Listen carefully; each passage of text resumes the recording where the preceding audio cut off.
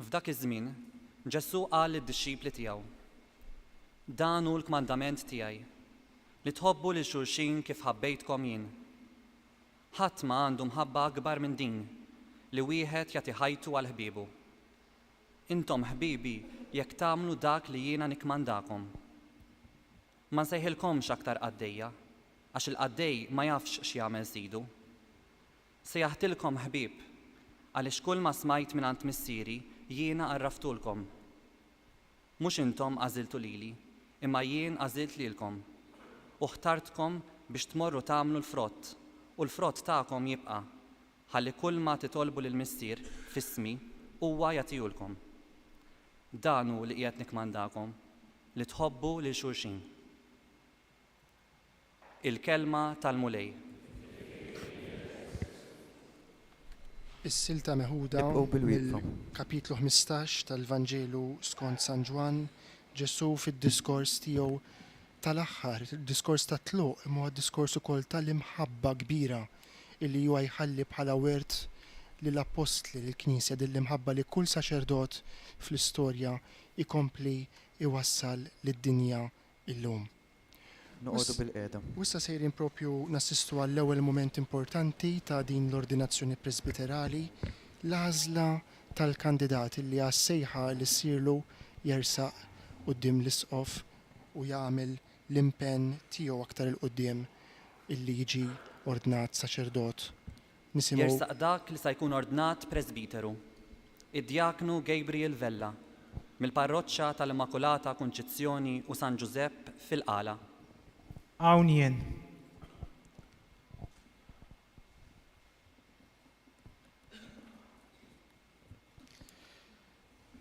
Missier, omna l-Knisja mqazza titlob minnek li inti tordna lil dan ħuna għal-ħidma tal-presbiterat.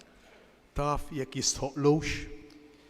Jiena nixed li sar stħarriġ fuq u fost il-poplu Nisrani u nstemet il-fema ta' kull min kien fi dmir li jagħti l-parir tiegħu fuqu u minn dan kollu instab li huwa jistħoqlu l-ordinazzjoni.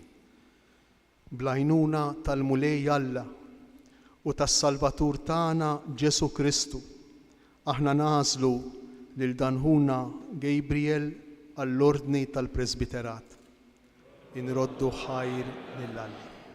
Wara dak id-dialogu qasir bejn ir-rettur tas-seminarju Dun Richard Nazzareno Farrugia u l-isqof u anki l-akklamazzjoni tweġiba tal-poplu ta' Alla, issa sejrin nisimgħu l-omelija illi se jagħmel f'din l-okkażjoni l-isqof ta' Għawdex Anton Tewman fakkar dinja l-ewwel ordinazzjoni presbiterali tiegħu li qed imexxi fil-Knisja Katedrali.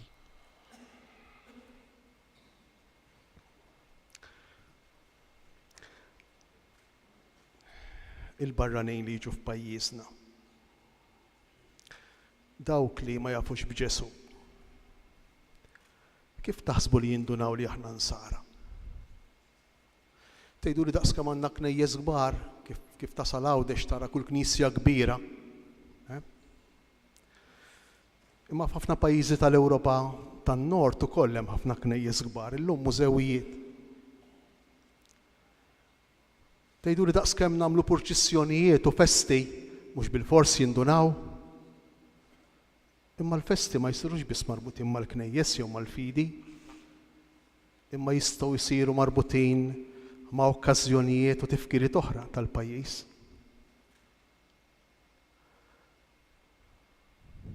Minn fejn għandhom jindunaw li waslu f'pajjiż Nisrani? Jgħidulna Ġesu mill-imħabba ta' bejnietna. Mit-tejb ta' mħabba li għandna lejn xulxejn, minn kif nirrelataw ma' xulxejn, minn kif inħarsu lejn xulxejn, minn kif inkellmu lil xulxejn, minn kif ngħinu lil xulxejn, minn kif naħfru lil xulxejn, minn kif insostnu lil xulxejn. Din hi l-karatteristika tan-Nisrani. U mhux waħda mill-ħafna le, għal Ġesu hi l-iktar waħda importanti.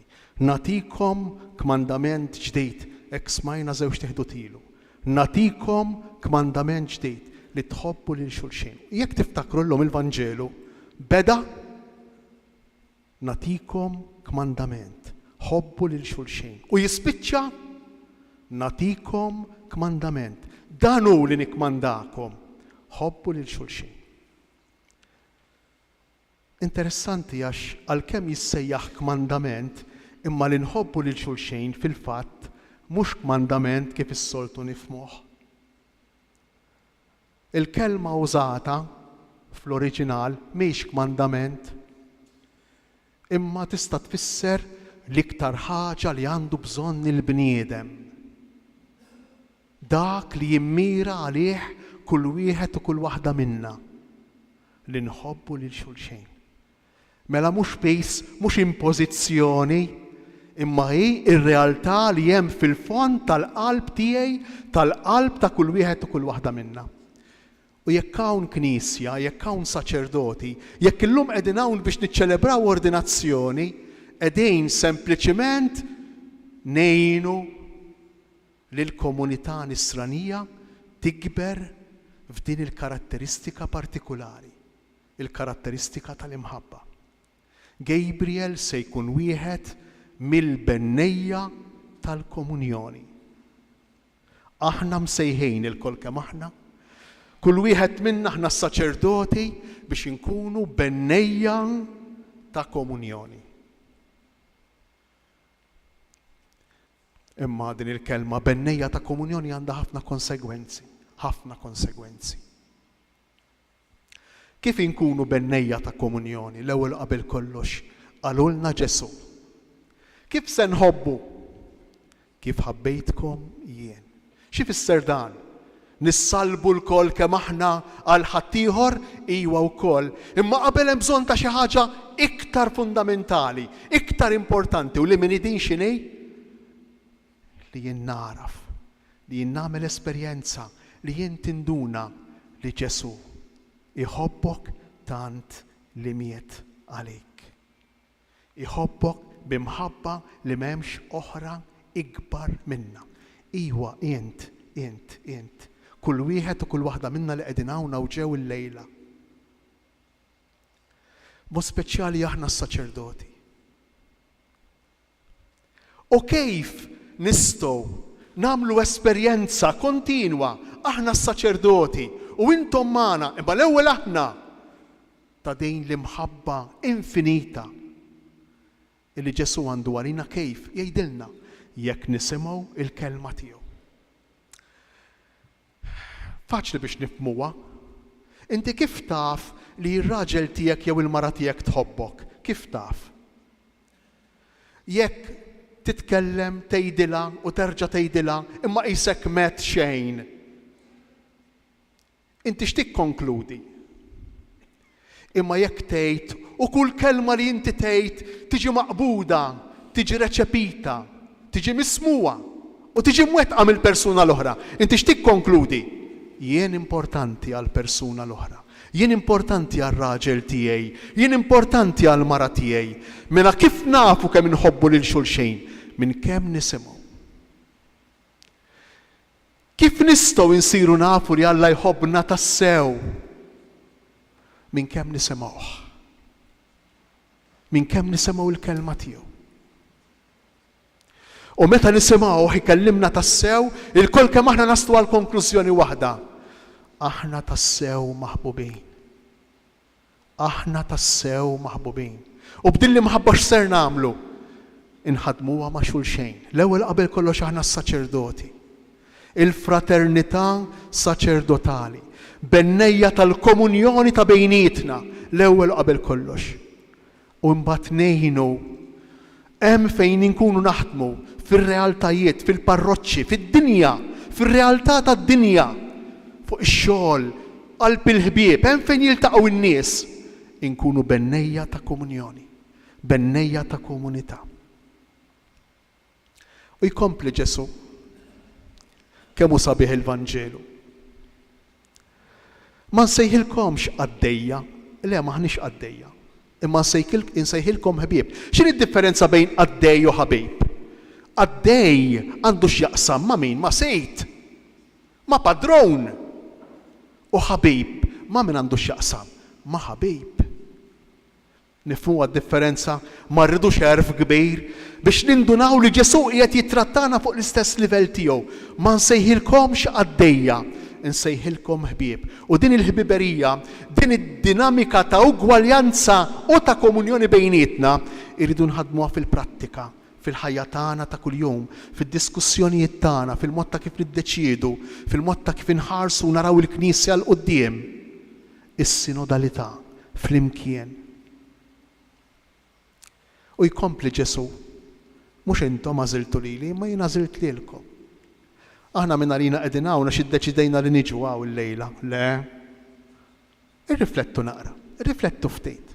Aħna qegħdin hawn għax xi ħadd sejħilna, għax xi ħadd kien qabilna, għax xi ħadd ħabna mingħajr ma nindunaw, mingħajr ma jindunajna. Għalhekk qegħdin hawn. Aħna Kristjani mhux għax għażilna aħna le, imma xuha grazzja magħna. Għaxu għażilna. Għaxu għażilna.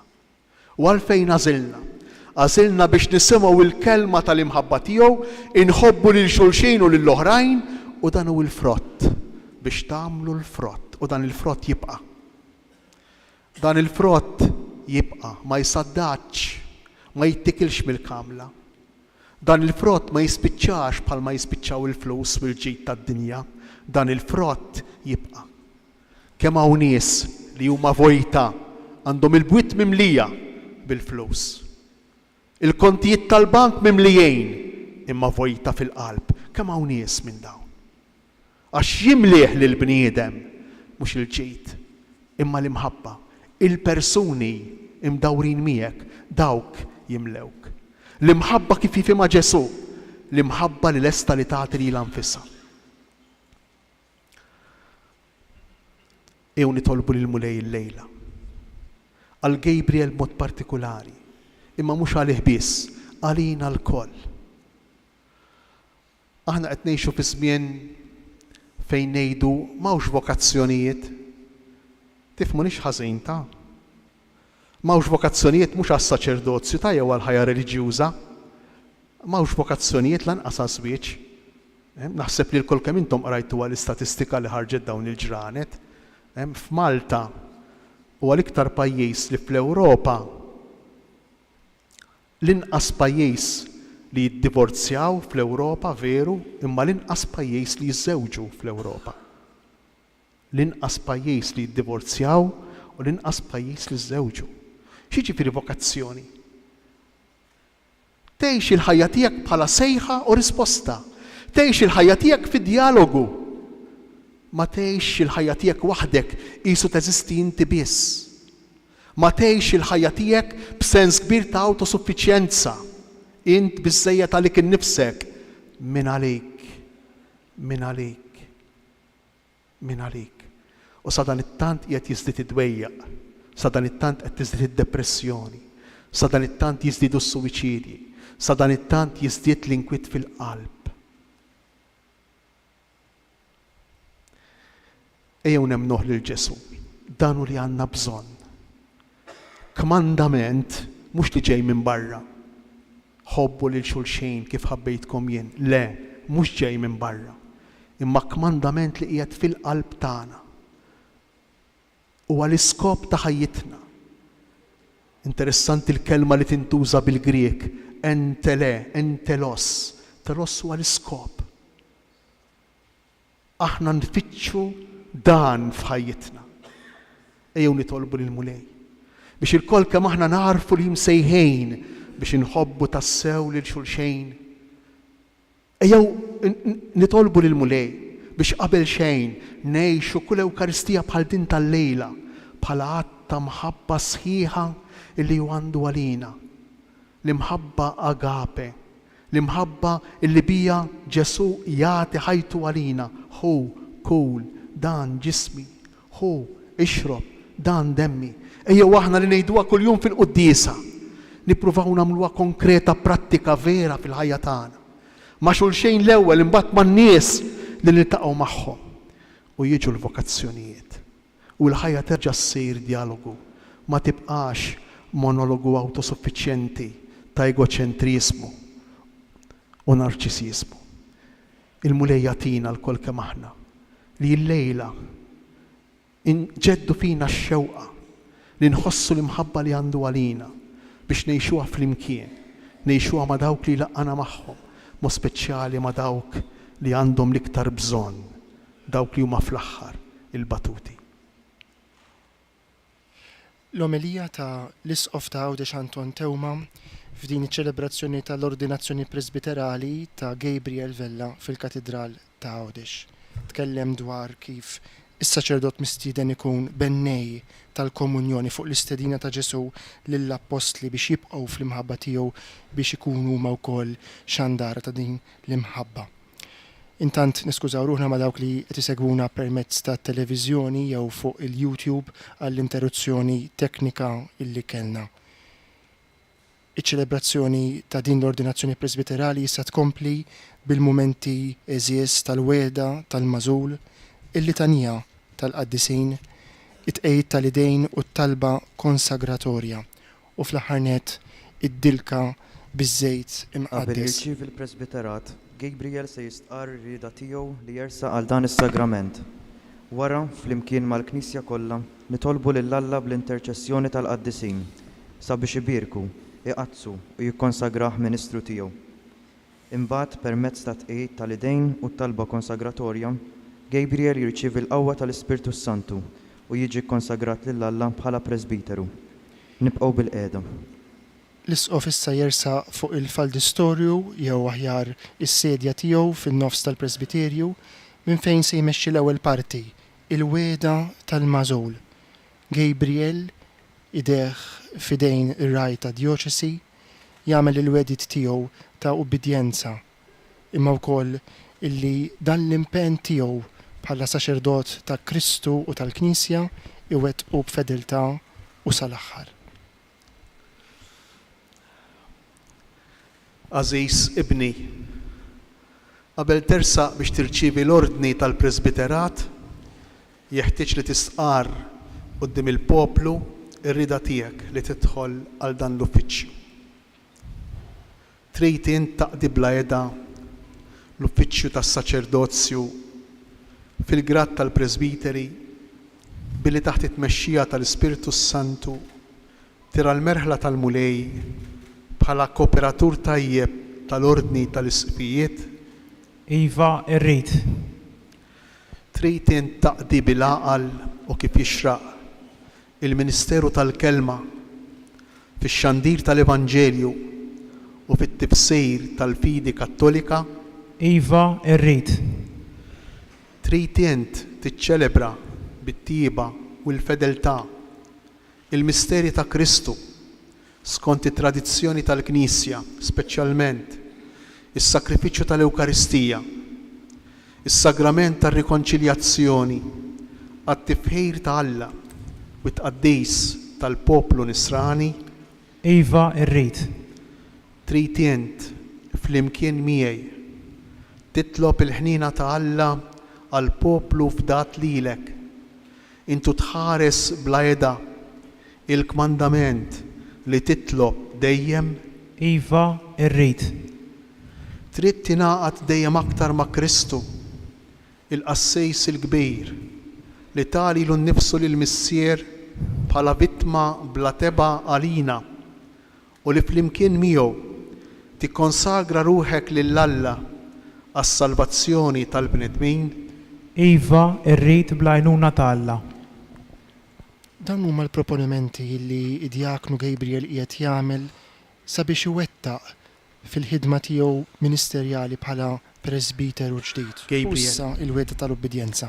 Twiet rispett u obbedjenza lili u lis-suċċessuri tiegħi. Iva inwiet. Alla li beda din l-opra tajba fik iwassala għat-tmiem.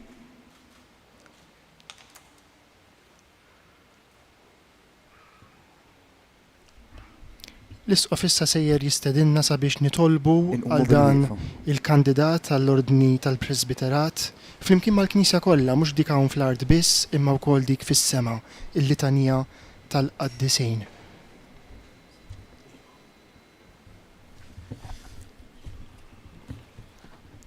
Ħuti eżies. ejjew nitolbu lill-Alla, il-Missier li jista' kollox, biex fuq dan il-qaddej tiegħu Gabriel li hu għażel ħatar għall-ordni tal-Presbiterat ikattar id-doni tas-sema. Il-magħżul issa jinxteħed għal tulu fl-art u aħna flimkien miegħu nitolbu sabiex l-interċessjoni tal-qaddisin kollha tieqaf miegħu fuqu għal din il-ħidma ġdida tiegħu. Mulej ħnina.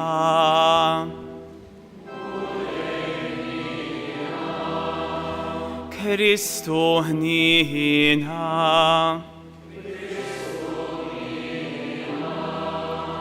Mulej ħnina.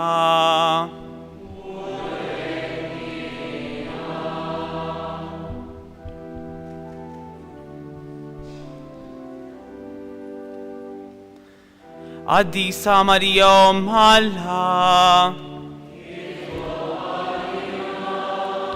San Michiel, Anġli Addisa ta' Alla, San Juan Battista, San Giuseppe, San Pietro, San Paolo, Sant'Andrea, San Juan, Santa Maria Maddalena,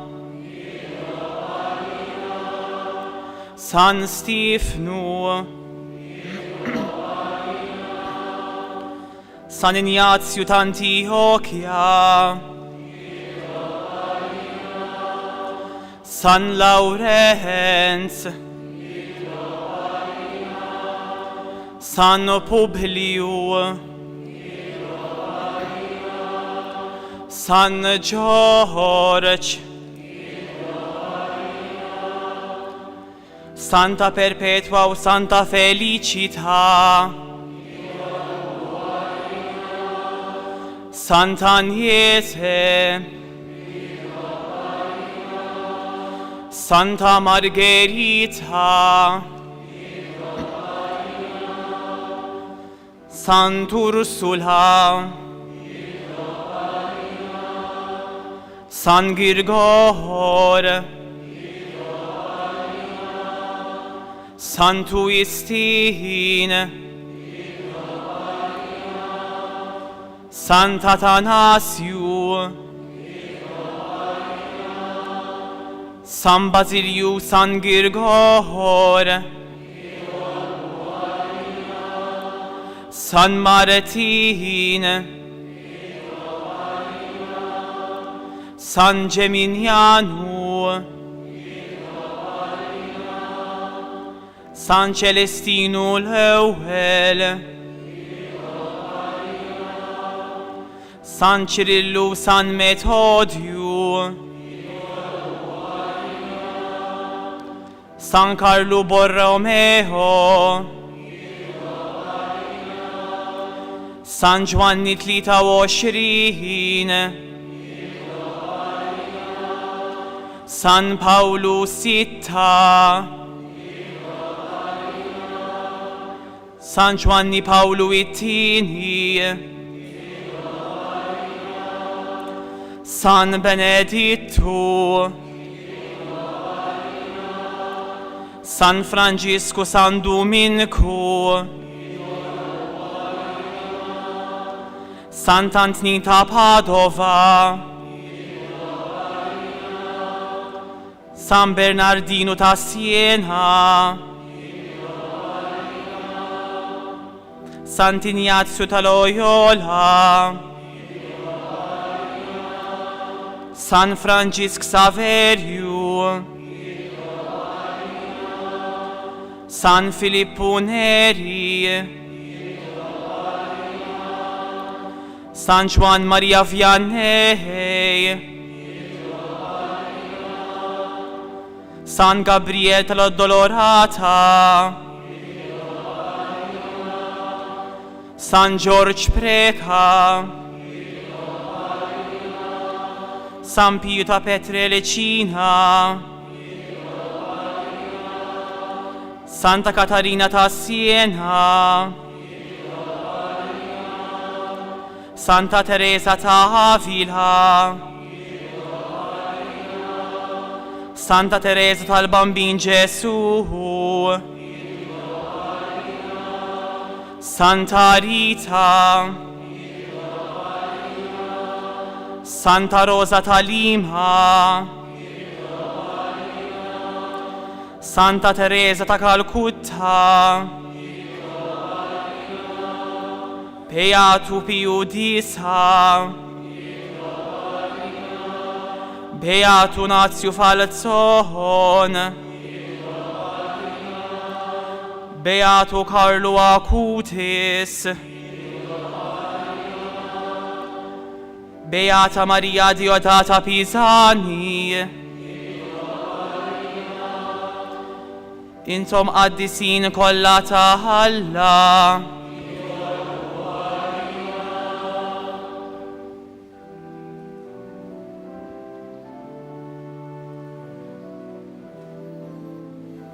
Uri ħnina manha,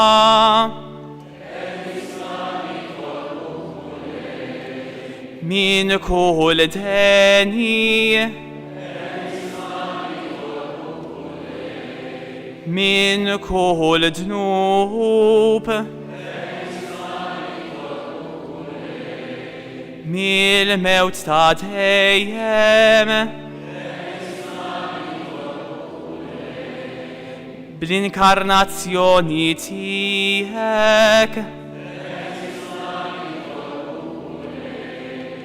bil-mewt u l-qawmin tiegħek, bil-miġja tal-Ispirtu Santu,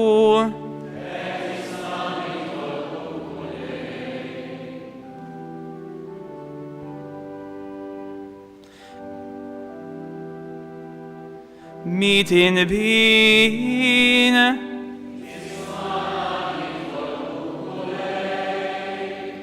mexxi l-Knisja tiegħek u ħarisha,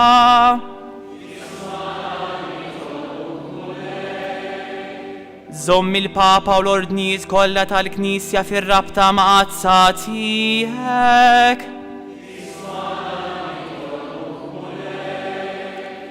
birek dan il-mażul tiegħek,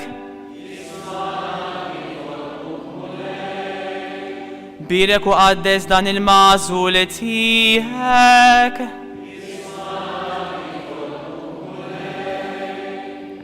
birek qaddes u jikkonsagra dan il-mażul tiegħek,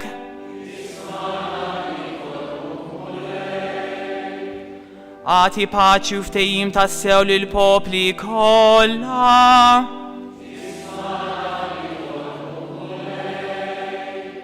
Uri ħnina ma' kull minu imġarrab.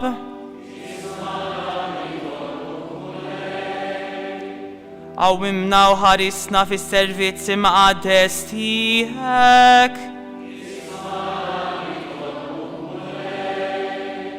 Ibad ħaddiema ġodda l-ħsad tiegħek.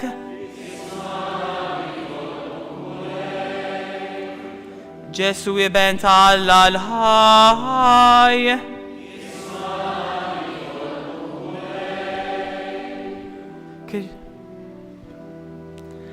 Kristu isma'na.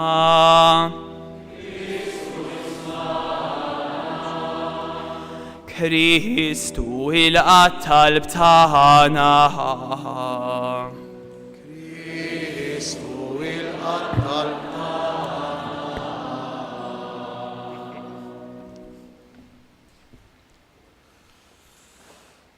Isma'na nitolbuk mulej Alla tagħna u sawwa bil-barka tal-Ispirtu Santu u l-grazzja tas-saċerdozju fuq dan il-qaddej tiegħek li aħna qegħdin inresqu quddiem il-ħarsa tiegħek biex ikun ikkonsagrat ibqa' tih dejjem u bil-kotra dak li qed tagħtih issa bi Kristu Sidna.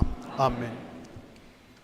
Tlabna flimkien mal-Knisja kollha, mal-qaddisin tas-sema u dawk tal-art sabiex il-mulej jixħet il-ħarsa kollha ħlewwa tiegħu fuq ħuna Gabriel illi issa jersaq quddiem l-isqof jinżel arkubteħ u iseħħ dak il-ġest tant sabiħ, tant qaddis ta' tqejjed tal-idejn fuq ir-ras tal-magħżul.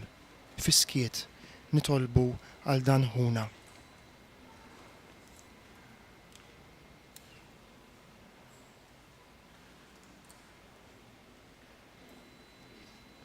Bħall-isqof l-istess ġest issa jitwettaq ukoll mis-saċerdoti l-oħra preżenti, jibda mill-isqof George Buġejja li qiegħed jikkonċelebra u l-bqija tas-saċerdoti fosthom diversi saċerdoti mid-djoċesi ta' Għawdex u anki mill-Arċidjoċesi ta' Malta. Il-Vigarju Ġenerali tad-Djoċesi, Monsinjur Tarċis Kamilleri, ir-Rettur tas-Seminarju Maġġuri ta' Għawdex, Don Richard Nazzareno Farrugia, il-bqija tas-Superjuri, u mbagħad anki s-saċerdoti l-oħra fosthom il-kleru tal-Parroċċa tal-Qala.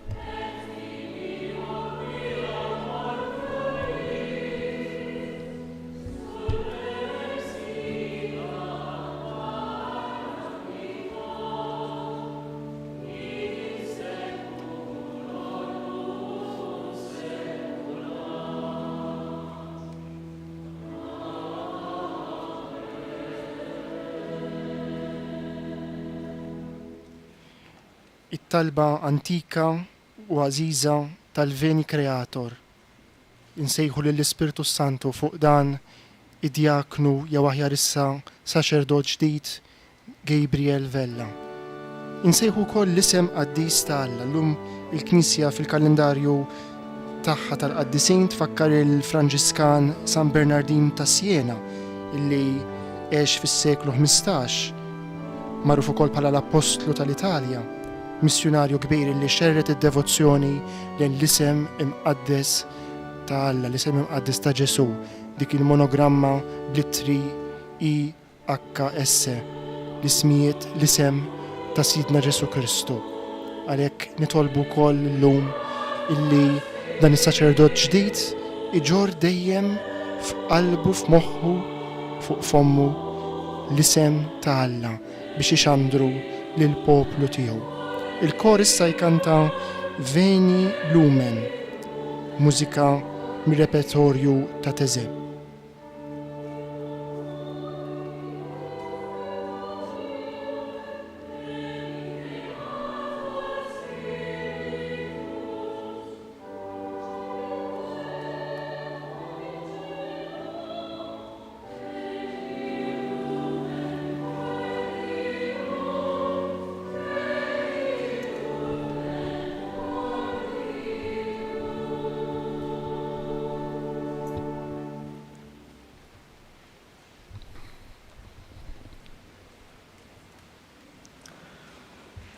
Kumana mulej Missir Qaddis, Alla ta' dejjem li tista' kollox, minnek id-dinjità li għandu kull bniedem. Int qassam il-grazzi kollha, bejk kollox jimxi l-qudiem, kollox jitqawwa. Int biex issawwar poplu saċerdotali fiħdanu bil-qawwa tal-Ispirtu Santu, tqassam f'ordnijiet diversi il-Ministeri ta' Kristu ibnek. Sa minn żmien il-Patt il-qadim briti mistiċi twaqfu l-uffiċċji u kottru. Għalhekk meta qed lil Mosè u lil Aaron biex imexxu jqazzu l-poplu, qasilt irġiel oħra ta' dinjità u grat inqas minnhom biex imseħbin magħhom jgħinuhom fil-ħidma tagħhom. Hekk fid-deżert inċerrit l-ispirtu ta' Mosè fir-roħ ta' 70 raġel bil-għaqal biex hu bl-għajnuna tagħhom seta' jmexxi aħjar il-poplu tiegħek. Hekk ukoll inċerrit fuq li Aaron il-milja tas-saċerdozju ta' missierhom biex seta' jkun hemm madd biżżejjed ta' qassisin skont il-liġi għas-sakrifiċċji fis-santwarju li kienu xbija u del tal-ġid li kellu jiġi. Fl-aħħar nett imbagħad Missier Qaddis, intbagħat fid-dinja lil ibnek lil Ġesu, l-Apostlu u l-Qassis il-kbir tar-reliġjon li nistqarru. U bl-Ispirtu Santu offra lilu nnifsu lilek bħala vittma safja u sieħeb fil-missjoni tiegħu lill-Apostli imqazzin fil-verità u żidilhom bħala sħabhom irġiel oħra biex ixandru u jwettqu l-ħidma tas-salvazzjoni fid-dinja kollha. U issa lilna wkoll dgħajfin kif aħna għatina nies li neħtieġu biex jenuna aħna u naqdu is-saċerdozju apostoliku. Għati nitolbuk Missier li tista' kollox, id-dinjità tal-ordni tal-presbiterat lil dan il-qaddej tiegħek. Ġeddet fih l-ispirtu tal-qdusija. Għamelu Alla li jilqa' minn għandek l-uffiċċju tat-tieni grad, jgħozzu u jżommu għal dejjem u bl-eżempju ta' ħajtu idaħħal ir-rażan fl-imġiba. Jalla jkun ħaddim tajjeb li jaħdem jitfit mal-ordni tagħna biex it-talim tal-Vanġelu biex xandir tiegħu jagħmel bil-grazzja tal-Ispirtu Santu kotra ta' frott fi qlub il-bnedmin u jasal satru fl-art kollha. Ħajkun flimkien magħna amministratur fidil tal-misteri tiegħek biex il-poplu tiegħek jiġġedded bil-ħasil ta' twelid ġdid fil-Magħmudija u jkollu l-ikel tar-Roħ mill-artal tiegħek u l-midinbejn jiksbu mill-ġdid il-ħbiberija miegħek u l-morda serħan u faraġġ fil-mart tagħhom. Ħajissieħeb magħna biex jitolbok tħenn għal poplu fdat lilu u għad-dinja kollha. Hekk il-ġnus jinġemgħu il-koll flimkien fi Kristu u jsiru l-poplu wieħed tiegħek li jilħaq il-milja tiegħu fis-saltna tiegħek. Bibnek Ġesu Kristu Sidna li hu Alla u miegħek jgħixu jsaltan flimkien mal-Ispirtu Santu għal dejjem ta' dejjem. Amen.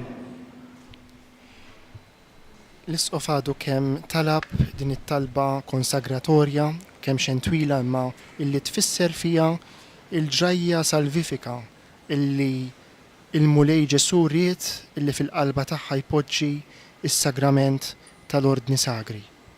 U issa sejrin ngħaddu għal dawk li jissejħu riti esplikattivi, jiġifieri jispjegaw aħjar x'inhu l-Ministeru tas-Saċerdot. L-ewwel ġest li qed naraw huwa it-tlibbis tal-istola illi s-saċerdot jilbes imdawra madwar onqu kif ukoll il-pjaneta illi hija l-libsa illi s-saċerdot jilbes meta jiċċelebra is-sagrifiċċju tal-Qudiesa. Huwa r-rettur tas-seminarju Don Richard Nazzareno Farrugia illi qiegħed ilibbes lis-saċerdot il-ġdid Don Gabriel dan l-ilbies illi minnu jinaraf il-Ministeru Saċerdotali tiegħu anki bħala parteċipazzjoni f'dak tal-qassis il-kbir Sidna Ġesu Kristu. U issa ejjew insegwu id-dilka tal-idejn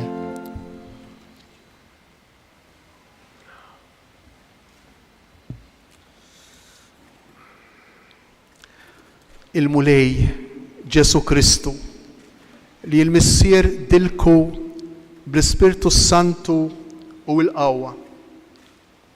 Iħarsek ħatqaddes il-poplu Nisrani u toffri is-sakrifiċċju lill-Alla.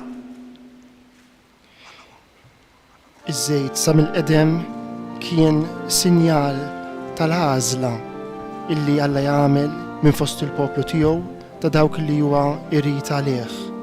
Is-saċerdoti, il-profeti, is-slaten fit-Testament il-Qadim. U issa fir-rabta l-ġdida fil-poplu ta' Alla li għall-Knisja huma s-saċerdoti illi partiċipazzjoni wkoll tal-ola grad li huwa dak tal-isfijiet fl-ordni sagri jiġu magħżula, jiġu midluka, isiru allura Kristu ieħor. Il-kelma Kristu bħal-kelma Grizma tfisser id-dilka, il-midluk, il-magħżul tal-mulej. U għalhekk l-isqof propju għadu kemm għamel dan il-ġest sinifikattiv ħafna li dilek l-idejn tas-saċerdot il-ġdid. Fl-ordinazzjoni episkopali dan iseħħ fuq ir-ras tal-magħżul. Rajnieh iseħħ fil-fatt fl-ordinazzjoni episkopali, fil-konsagrazzjoni episkopali tal-isqof Anton Tewma sentejn ilu. L-isqof issa jinża il-fardal jew biex ngħidu hekk il-grembjal tal-għażel illi kellu maqaddu u tkompli parti oħra minn dan ir-rit sabiħ huwa jagħti lis-saċerdot il-ġdid fideh il-ħobs u l-inbit li se jiċċelebra bihom fuq l-altar l-Ewkaristija mqazza.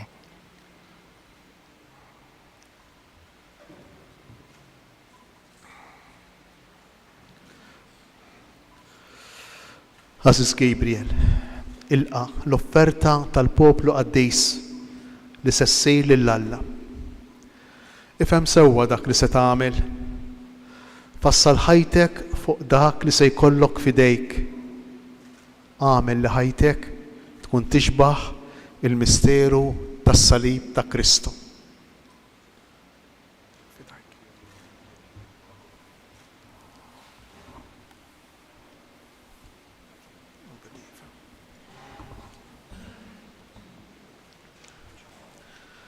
Il-paċi miegħek.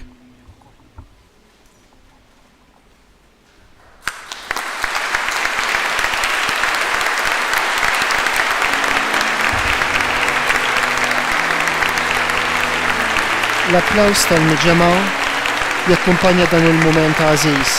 It-tannieqa kollha imħabba, it-tannieqa filjali tal-liben issa fl-ordni tal-Presbiterat mal-missier tiegħu, ir-rai tad-djoċesi, l-isqof. Għalkemm il-kamera stana qed iġibu lis-saċerdot il-ġdid minn wara, però nistgħu kważi nħossu l-emozzjoni fil-qalb imma wkoll viżibbli fuq il-wiċċ ta' ħuna Don Gabriel li issa ikompli jagħti dan l-istess ġest tal-paċi, il-paċi ta' Kristu irxoxt illi ssaltan fost l-aħwa. Nfakru li l-isqof fl-omelija tiegħu semma il-komunjoni, is-sinodalità illi għandha timbena ibda biex mis-saċerdoti li huma il-ministri ta' dan il-misteru kbir tal-imħabba ta' Alla. Maquda magħna f'dan il-mument żgur ukoll saċerdoti li ma setgħux ikunu preżenti għal din iċ-ċelebrazzjoni fosthom saċerdoti anzjani u morda illi qed isegwu din ix-xandira. Janqu wkoll lil Dun Gabriel f'dan il-mument u jagħtuh il-paċi saċerdoti li ġew mill-parroċċa fejn huwa serva fis-sena intermedjarja tiegħu f'Modena, il-parroċċa tal-Papa San Celestinu l-ewwel f'Castelnuovo Rangone fil-provinċja ta' Modena fl-Emilia Romagna. Ikomplu wkoll aktar saċerdoti minn diversi parroċċi anke fejn Dun Gabriel serva jew qiegħed iservi. Ekku f'dawn l-aħħar snin kemm bħala seminarista u bħala djaknu. Bil-qalb tagħna mfawra bil-ferħ għal dan id-don ġdid illi llum qiegħda tirċievi l-Knisja f'Għawdex imma mhux biss il-Knisja Universali flimkien mal-Kor Djoċesan taż-Żgħażagħ. Ejjew aħna wkoll lill-Alla bil-ferħ inkantaw.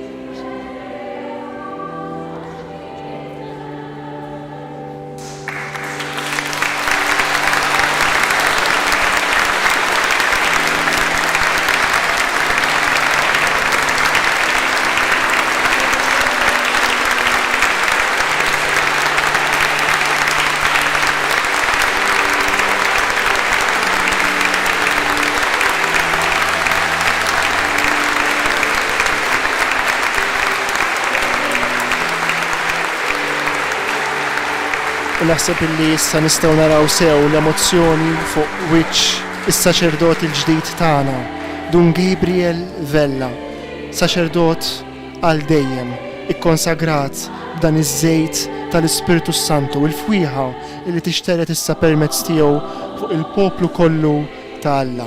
Għadna kemm smajna wkoll dak l-applaws emozzjonanti min-naħa tal-miġema hawnhekk miġbura fil-Knisja Katedrali ta' Għawdex għal din l-ordinazzjoni presbiterali.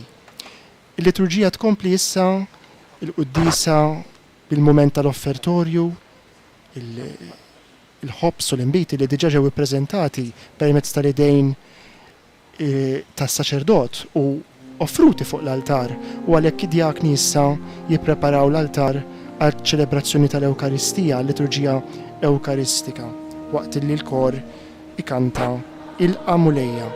L-arranġament huwa ta' Antoine Tuma.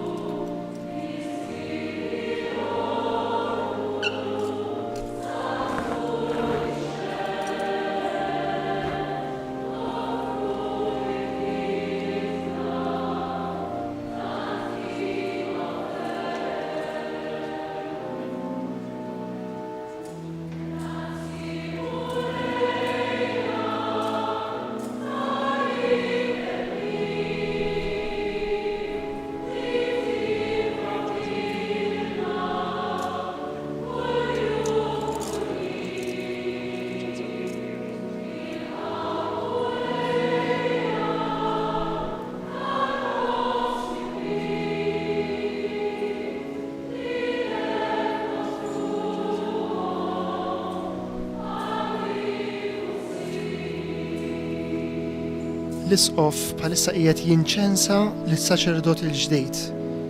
Xi ħaġa li hija tant sinifikattiva jekk is-saċerdot li huwa l-preżenza ħajja ta' Kristu f'nofs il-poplu ta' Alla. Ejjew tassew ninaqdu miegħu f'dan il-mument ta' ferħ, mument ukoll li jiftaħ beraħ qudiemu din il-missjoni illi fiha il-mulej ikompli tennilu dak li qal lil Gideon. Tibżax, jiena dejjem miegħek. Permezz tas saċerdoti tagħna il-mulej ikompli konferma din il-weda li huwa dejjem magħna.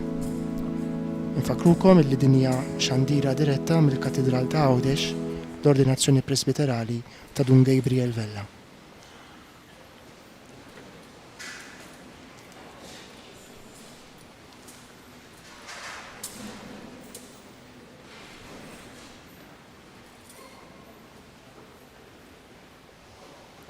Jitolbu ħuti biex is-sagrifiċċju tiegħi u tagħkom ikun joġob l-Alla l-Missier li jista' kollox.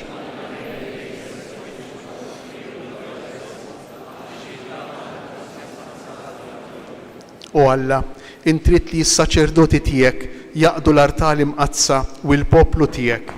Għamel li bis-saħħa tas-sagrifiċċju li se nofrulek, is-servizz tagħhom ikun dejjem joġbok u fil-Knisja tiegħek jibqa' jagħmel frott li jibqa' dejjem bi Kristu Sidna. Il-mulej magħkom. Nerfgħu qlubna l fuq.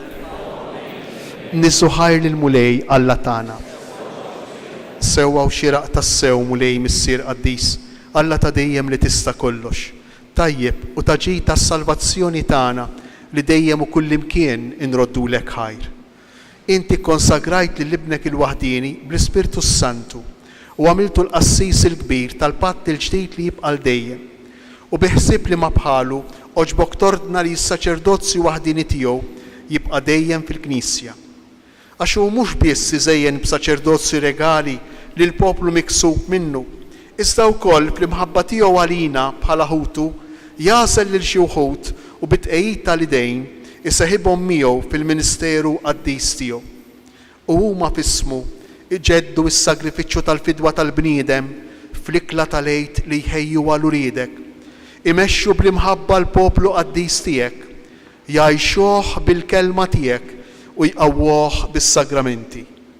Huma jiddedikaw ħajjithom għalik u għas-salvazzjoni ta' ħuthom iħabirku ħajsiru xbija ta' Kristu u b'qalb sħiħa jatuk dejjem xhieda tal-fidi u tal-imħabba tagħhom. Għalhekk mulej aħna wkoll mal-anġli u l-qaddisin kollha tiegħek infaħruk u b'ferħ kbir intennulek.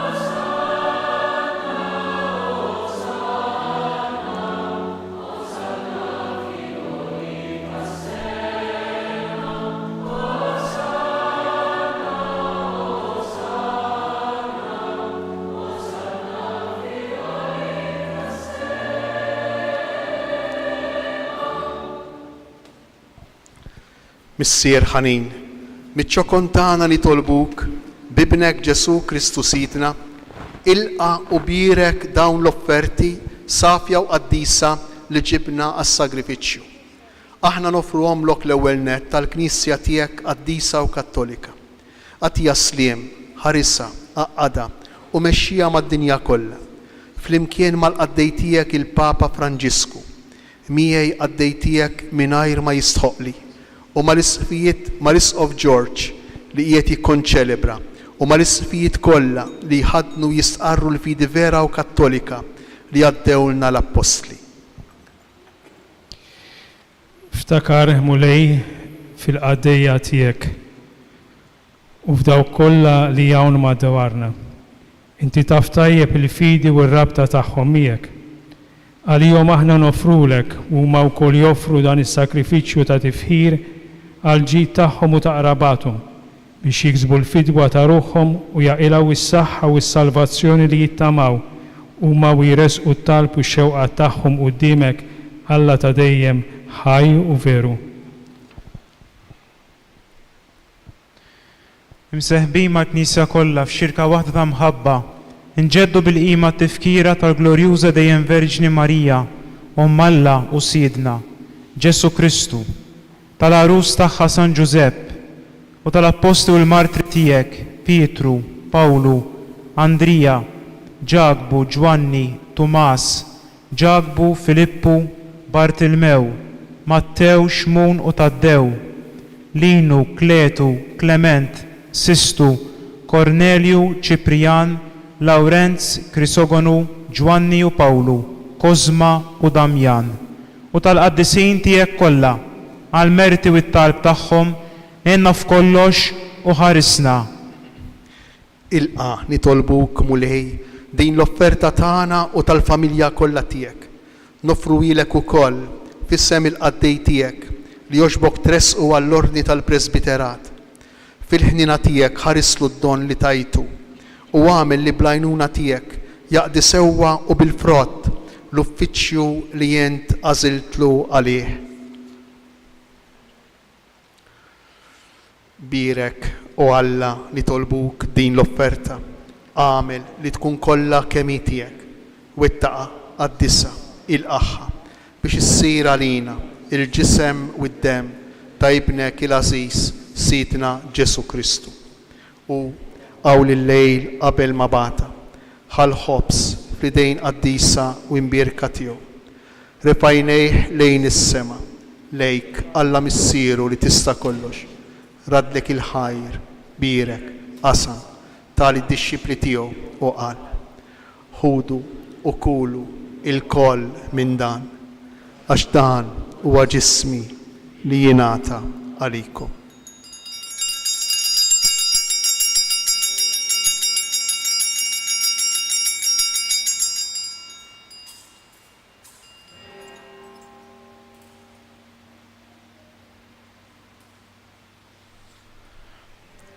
Ekku koll wara l-ikla, ħa dan il-kalċi Aziz fl-idejn qaddisa u imbierka tiegħu.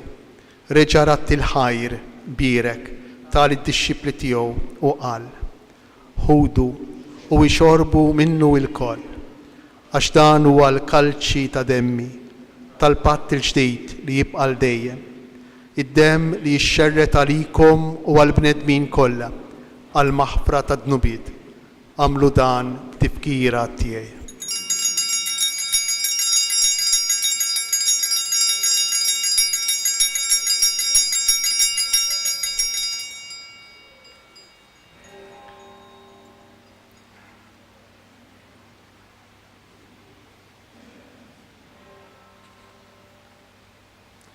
Danu il-misteru tal-fidi. Il-mewt tiegħek mulej, inxandru bil-fer il-qawm tiegħek, nistennew sa ma tiġi fil-glorja. Għalhekk mulej, aħna ministri tiegħek u l-poplu qaddis tiegħek. Aħna u nagħmlu dan b'tifkira tal-passjoni mqazza tal-istess ibnek Ġesu Kristu Sidna, tal-qawmin tiegħu mill-imwiet u tat-tluħ glorjus tiegħu fis-sema. Noffru lis-sebħ tiegħek bla tarf mill-ġid li inti stess tajtna, vittma safja, qaddisa bla teba. Il-ħobs qaddis tal-ħajja ta' dejjem, il-kalċi tas-salvazzjoni bla tmiem. Ixħed fuqhom ħarsa ta' tieba u sliem. Il-qaħħom bħalma oġbok tilqa l-offerti tal-qaddej ġustijek qabel. Is-sagrifiċċju ta' missierna Abraham u s-sagrifiċċju li joffrilek il-qassis il-kbir tiegħek Melkisedek. Sagrifiċċju qaddis, vittma bla teba. Fiċ-ċokon tagħna nitolbuk, Alla li tista' kollox, għamel li l-anġlu qaddis tiegħek iwassalhom quddiem l-artal tiegħek fis-sema biex aħna lkoll li nieħdu semna mill-artal u nitqarbnu bil-ġisem imqaddes ta' ibnek nimtlew b'kull barka u grazzja tas-sema. Ftakar ukoll mulej fil-qaddija tiegħek li telqu qabilna bis-sinjal tal-fidi li ħadu fil-magħmudija u għedin jistriqu fil-raqta taslim. Ħenna li jom mulej u għatililom il-dawk kolla li jistriqu fi Kristu il-ena id-dawl u slim. Li wkoll midinbin għaddejja tiegħek li nittamaw fil-kotra tal-ħnina tiegħek għatina sem fix-xirka tal-qaddisin apostli u martri tiegħek Ġwanni, Stifnu, Mattija, Barnaba, Ignazju, Alessandru, Marcellinu, Pietru, Felicita Perpetua, Agata, Lucia, Anjeze, Ċeċilja, Anastasia u tal-qaddisin tiegħek kollha. Daħħalna fil-wirt magħhom mhux għall-merti tagħna iżda l-ħnina u l-maħfra tiegħek bi Kristu Sidna. Bih mulej indejjem taħlaq u tqaddes dan il-ġid kollu, timlih bil-ħajja, dibirku u tqassmu lilna. Bi Kristu ma' Kristu u fi Kristu, jingħata lilek Alla missier li tista' kollox, flimkien ma' l-Ispiritu Santu, kull ġieħu glorja għal dejjem ta' dejjem. Amen. Ejju ndur lejn il-missier, nroddulu ħajr ta' dan id-doni kbir tas-saċerdozju. Nirringrazzjaw tas-sejħa li qiegħed jagħmel lil kull wieħed u kull waħda minna biex inħossu l-imħabba tiegħu u ngħixuha, inxerduha hemm fejn ngħixu, inkantaw flimkien.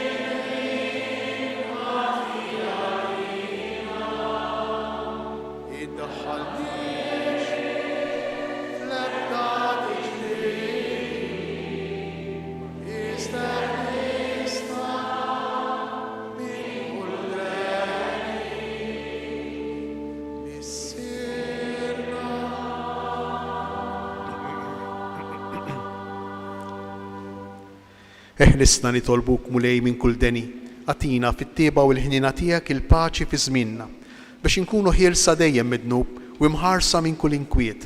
Aħna u nistennew u nittamaw lejna u l-miġja tas-Salvatur tagħna Ġesu Kristu.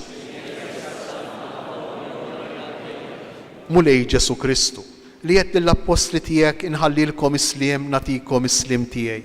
Tħarix lejn tnubietna, iżda ħares lejn il-fidi tal-Knisja tiegħek. Għatija sliem u laqda li jien trid fija, int li tgħix fis-Saltan għal dejjem ta' dejjem. Il-paċi tal-mulej tkun dejjem magħkom. Għatu l-paċi li xulxin.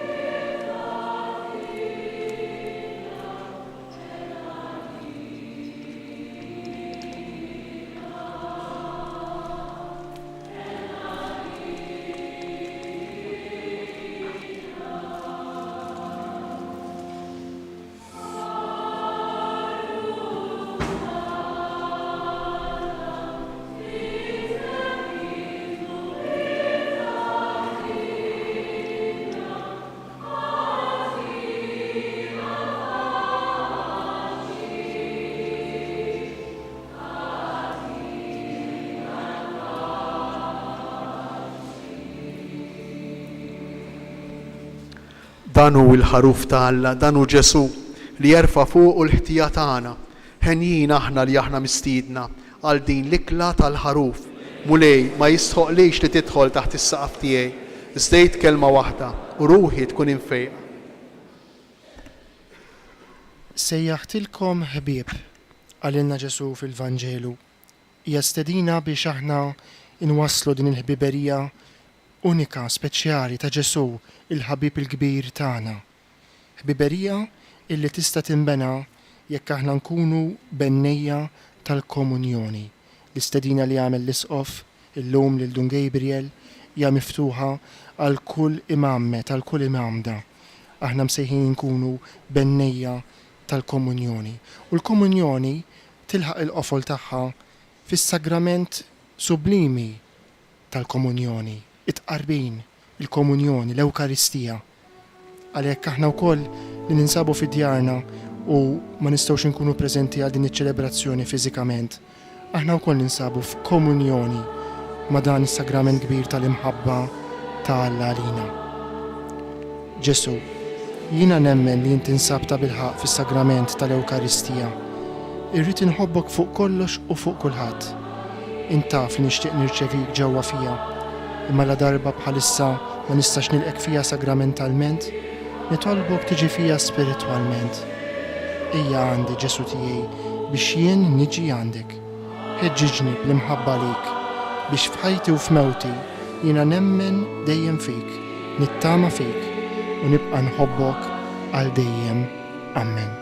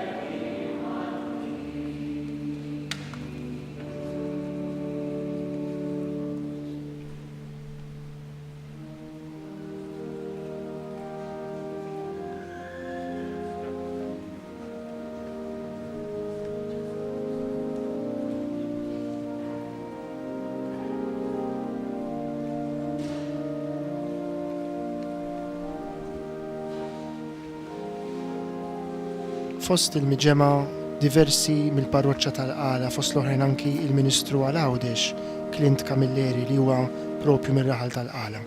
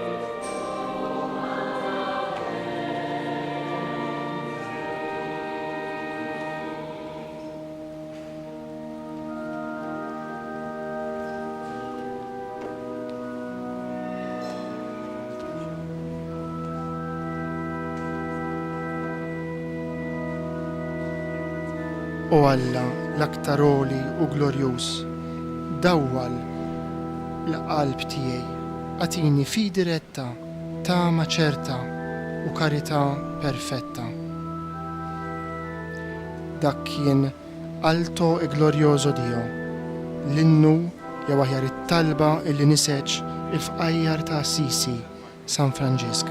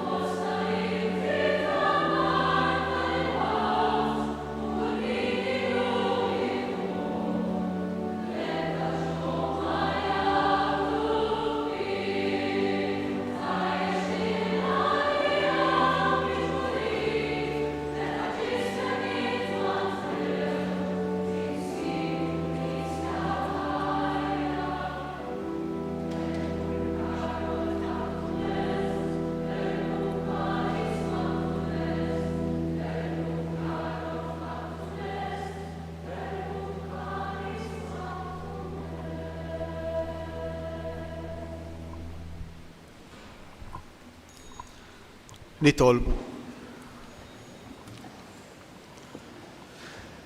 Għamel mulejli din il-vitma qaddisa li aħna frejnielek u bijat qarbinna, tqaddes is-saċerdoti u l-qaddejja tiegħek kollha biex ikunu dejjem maqgħuda miegħek fl-imħabba u jistħoq ilhom jaqduk kif jixraqlek bi Kristu Sidna.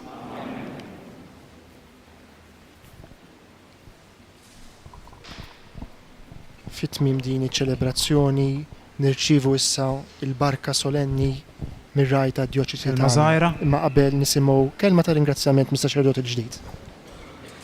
Kull bidu għandu tmiem u kull tmiem għandu bidu. U naħseb illum din iċ-ċelebrazzjoni tal-qudiesa u tal-ordinazzjoni presbiterali hekk tfakkarna ħafna f'dak kollu li għaddejt sissa f'dawn is-snin kollha, mhux biss is-seminarju 8 snin, imma anke qabel mhux hekk. Il-ħajja kollha. U dajem għal dan kollu il-kelma grazzi. Grazzi lil mulej illi it-traqat tiegħu ħafna drabi ma nafuhomx. Traqat tiegħu laqqas biss noħolmuhom. Imma jinqeda b'kollox, b'affarijiet żgħar, mhix ħansemmihom għax huma diversi. Tul dawn is-26 sena ta' ħajja, il-mulej jinqeda b'ħafna affarijiet, affarijiet żgħar, affarijiet daqsxejn ikbar, imma nqeda b'ħafna affarijiet. U nixtieq hekk nirringrazzja lil kulħadd. U nixtieq ukoll illi ukoll lil dawk kollha illi forsi xi darba fil-ħajja tagħhom jistaqsu u jagħmlu mistoqsija. Imma jien triq fejni, kulħadd jagħmilha. Kulħadd għandu l-mistoqsijiet tiegħu.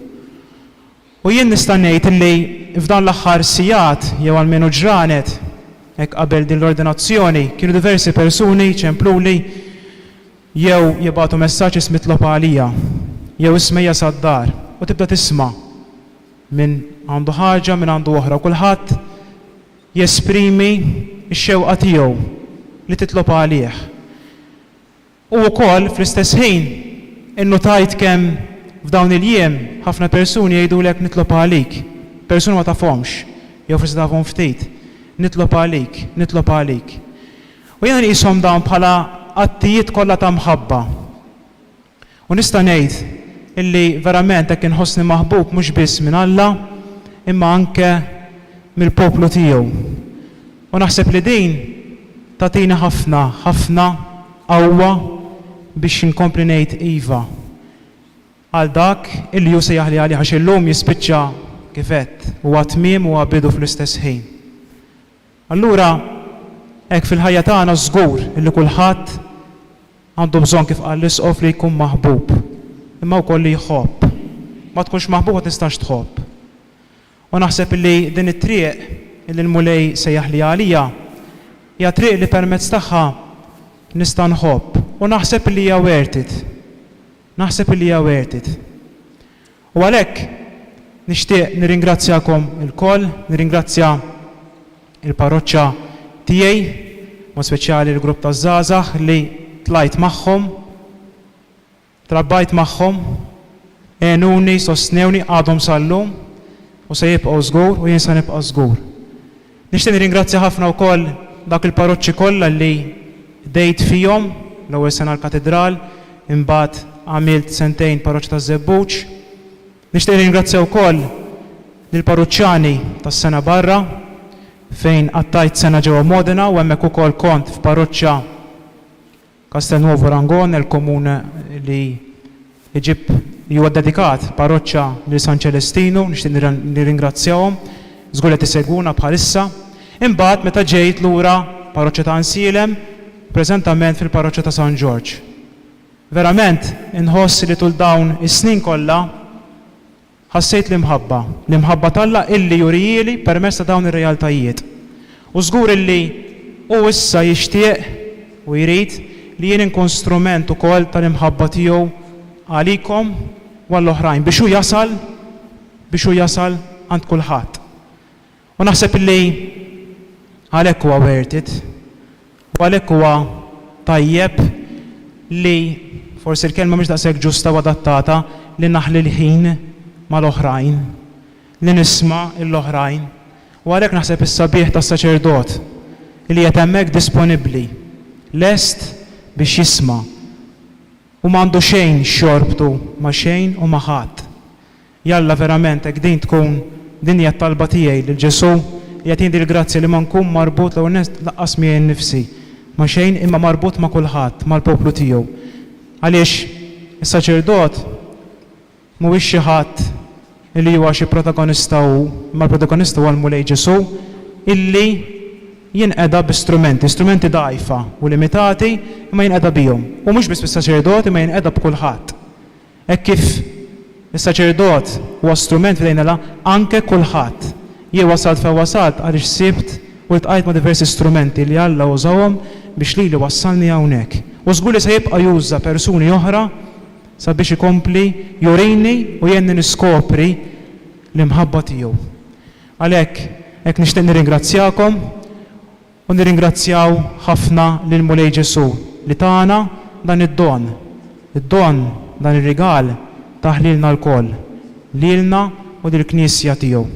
Nixtieq nirringrazzjawkom il-koll. Nixtieq nitkellma wkoll ta' ringrazzjament lil parroċċjani li tisegwuna u anke hawnhekk hawn il-kappillan u hawn saċerdot ieħor li magħhom għext dik is-sena fis-sena intermedjarja ġewwa l-Italja f'Modena, hawn parroċċjan ukoll mill-parroċċja fejn kont. Nixtieq nirringrazzjahom u se nitkellem anke bit-Taljan sabiex jifhmuni dawk li din isegwuni. Vorrei ringraziare tutti voi perché io sono qua grazie anche a voi e grazie anche all'esperienza che ho fatto con voi 3 anni fa. Vorrei ringraziare tutti voi perché mi avete aiutato a scoprire l'amore di Dio anche a voi e di questo io sono molto grato. Grazie a kulħadd. Minni gratitudni stedina wkoll vokazzjonali ħirġa mill-fond tas-saċerdot il-ġdid. Kollha kemm aħna don fil-Knisja jew nilqgħu id-don ta' Alla fina. U issa l-barka tal-isqof, il-barka tal-aħħar. Il-mulej magħkom. Iberikkom, iħariskom Alla li jista' kollox, il-Missier, l-Iben u l-Ispirtu Santu. Ite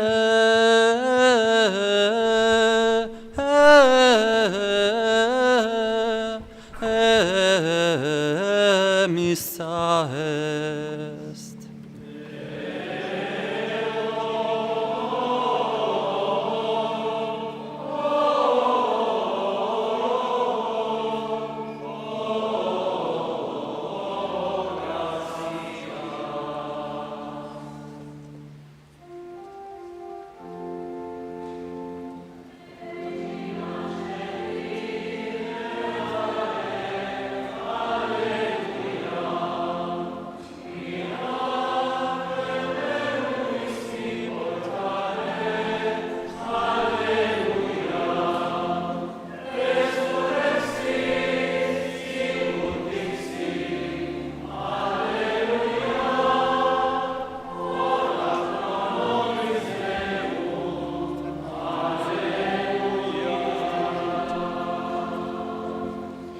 It-tislima tal-għid lill-Verġni Marija, Reġina Ċeli, Sultana tas-Sema, ifraħ.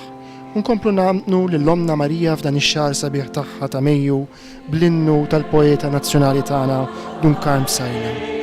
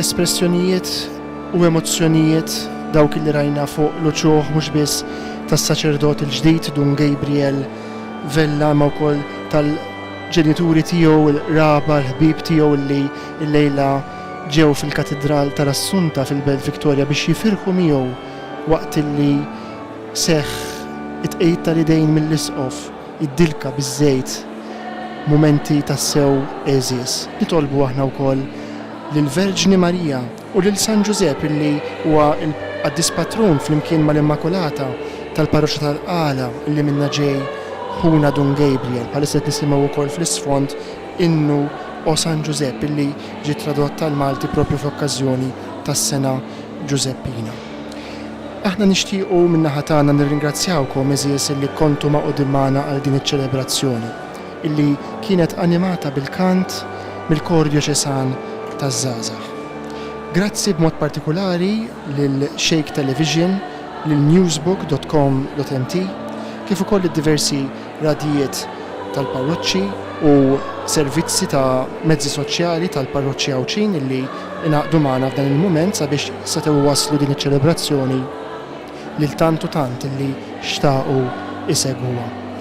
Ħajr partikolari lill-amministrazzjoni ta' Radio Katedral illi bħal dejjem f'dawn iċ-ċelebrazzjonijiet mill-Katedral ta' Għawdex tenna sabiex nistgħu waslu l-aħjar xandir.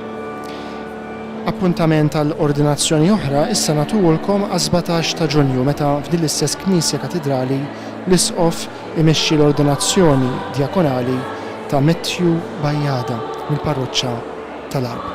Sakemm niltaqgħu dakinhar ma tfadlilna xejn li nixtiequlkom kull paċi u ġid u fit-talb tagħkom ftakru f'dan is-saċerdot ġdid għad-Djoċesi ta' Għawdex Dun Gabriel Vella. Jiena Francesco Piottard insellmilkom.